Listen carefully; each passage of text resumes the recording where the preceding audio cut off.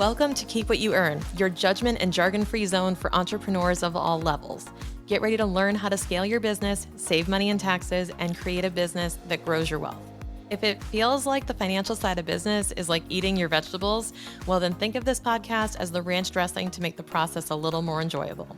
My name is Shannon. I'm a CPA and business owner on a mission to simplify money and empower others through knowledge. I hope this episode inspires you to take action, but remember that the information we share is for educational purposes only and is not individual tax advice. Now that we got that out of the way, let's start the show.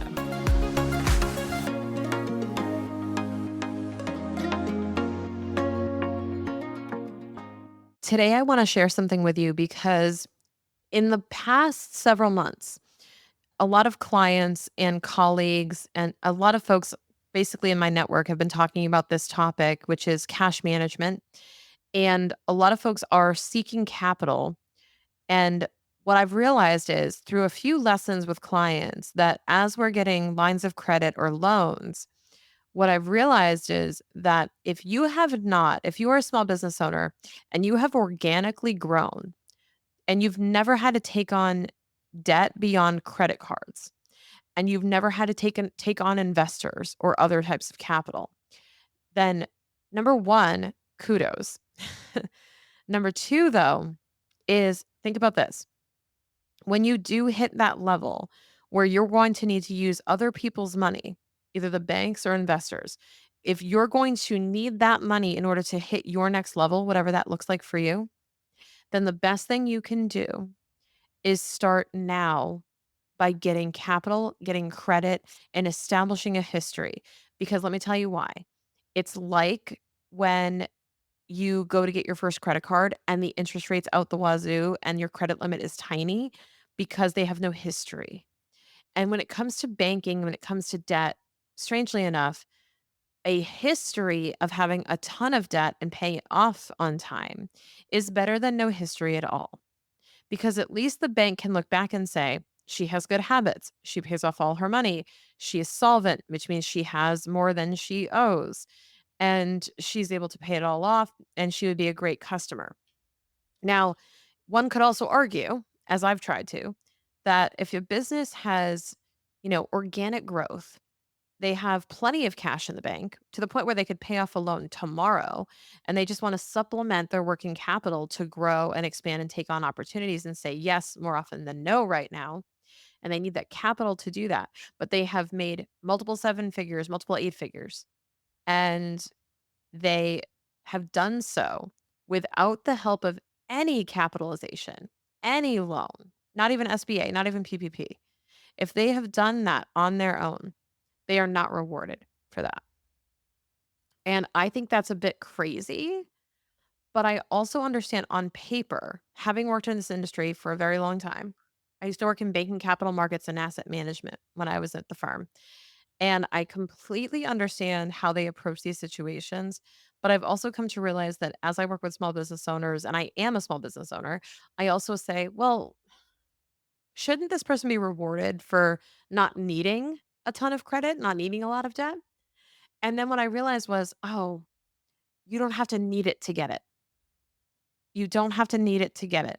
So I started getting a line of credit last year because although it wasn't essential in order to grow, I knew that I was going to, until I could hire my next person, I was going to need to infuse a bit of capital in to be able to balance out the cost of hiring someone new and the expansion I wanted to do. I basically had 2 or 3 different objectives I had to pour into at the same time and couldn't afford to do them linearly, meaning I couldn't afford to do step 1, 2, and 3 one at a time. I wanted to do more than one thing at once.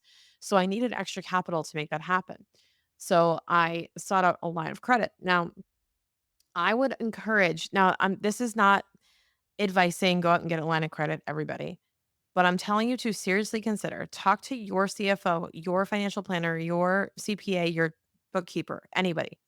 Talk to them about what would it look like if I was able to get a line of credit or a loan. Now, again, interest rates may be dropping, we'll see, but I want you to give some thought to what could that look like for you if you just put it into your bank account or even a separate bank account at your same bank, and then the payments just came out through that bank account. And you may even be able to prepay it, and pay it down.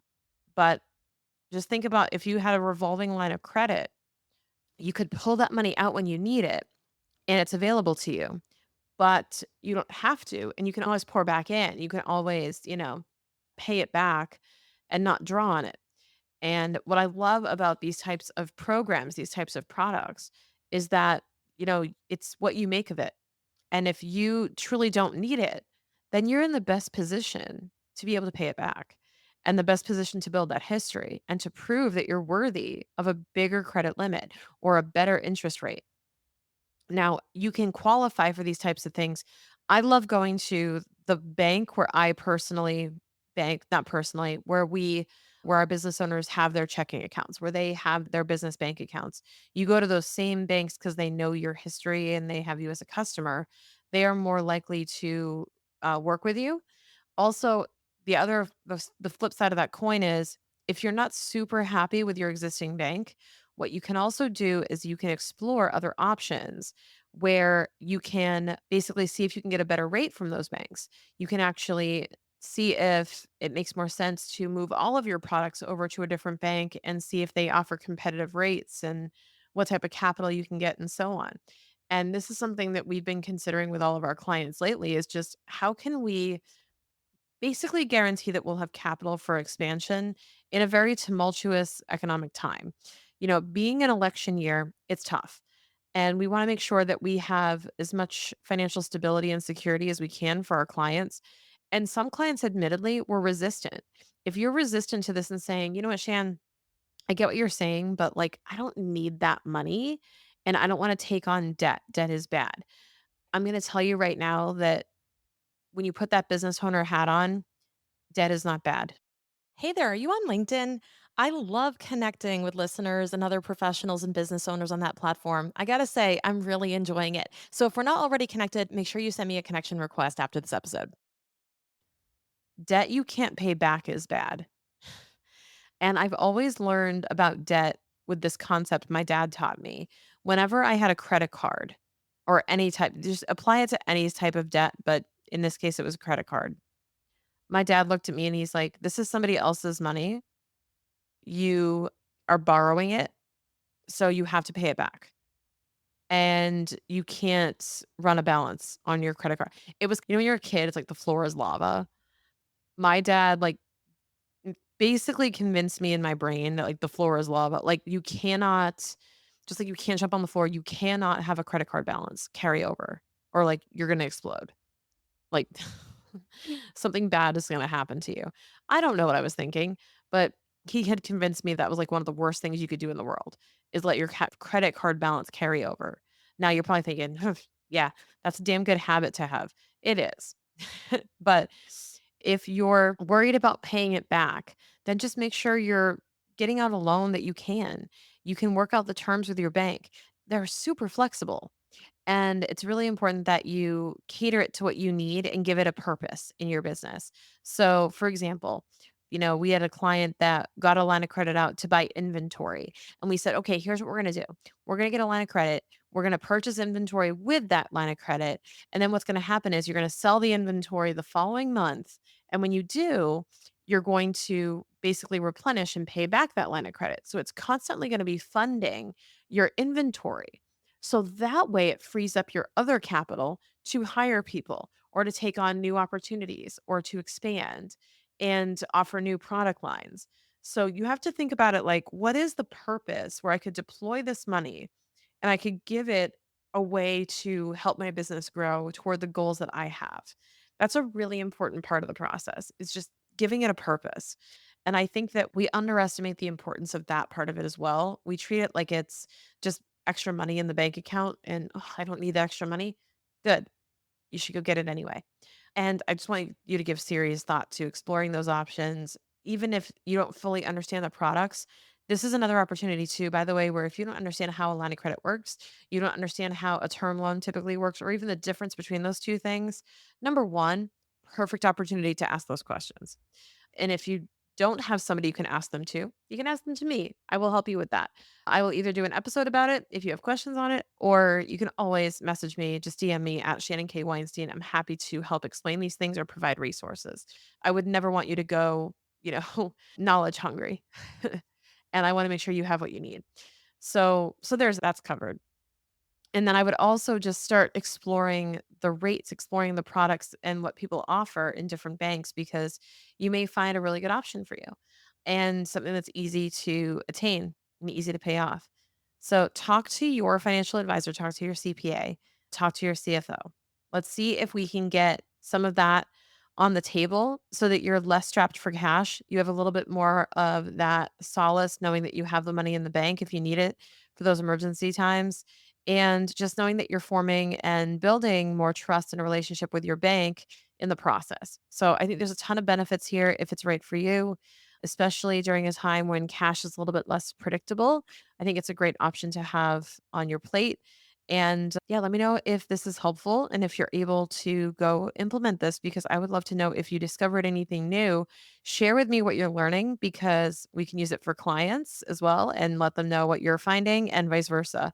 I'm also happy to give you some additional info on the types of banks that we're working with and what they're offering as well.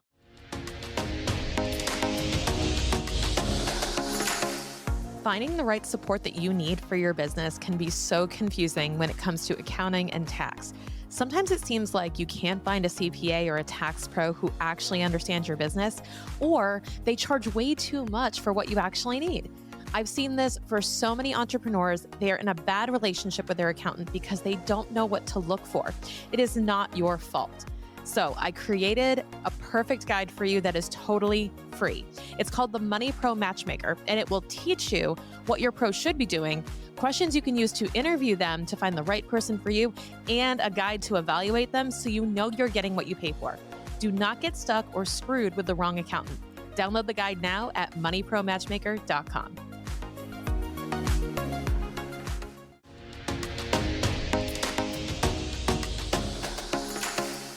Thank you so much for listening. If you enjoyed this episode, please leave a rating and review on your podcast platform.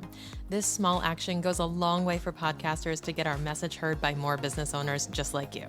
Be sure to check out the show notes for links to information about our guests and ways to get in touch with me. We'll see you on the next episode.